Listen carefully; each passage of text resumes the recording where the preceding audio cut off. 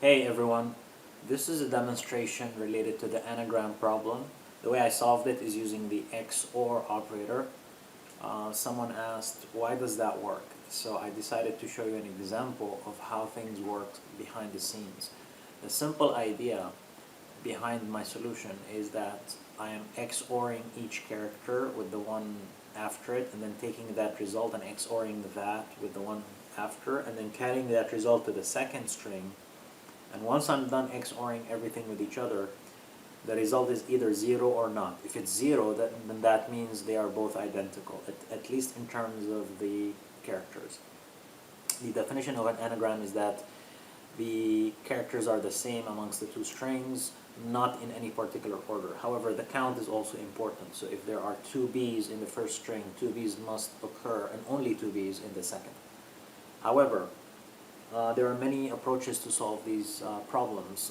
One is by looping and keeping a count. So you have to loop the first string, get a count of B's, O's, C's, and all other characters, store that, then loop the second string, get a count, map that to each character, then compare the two maps to figure out if they are anagrams, which is a lengthy and complicated process. Instead, you can do the XOR operation. So why does that work? If we dig deeper into the XOR bitwise operator, by definition, 1 XOR 0 is 1, 1 XOR 1 is 0, and then 0 XOR 0 is 0. So if we were to take the equivalent of the character A, B, and O as an example, and I've put some code here so that you can get the ASCII representation of these characters. The integer representation is 97, 8, and 111, and then bitwise, here are the values. So if we were to take this value of B and apply the XOR operator to these two values, which is basically itself, you'll see that 0 XOR 0 is 0 for the equation here. 1 XOR 1 is 0. Anything XOR itself is 0, so we end up with 0. So B cancels B. Now, how does that work if we're XORing one against another that's not the same? So here's how it works. If we were to XOR B with A, we're going to get an intermediate result. So 0 XOR 1 is 1, 1 XOR 0 is 1, and then anything XOR itself is 0. So the intermediate result is this, which is 1, 1. Now take that intermediate result and XOR it against B, and what's going to happen is that B and B cancel themselves out, and then you're going to end up back with the equivalent of A. So let's try it.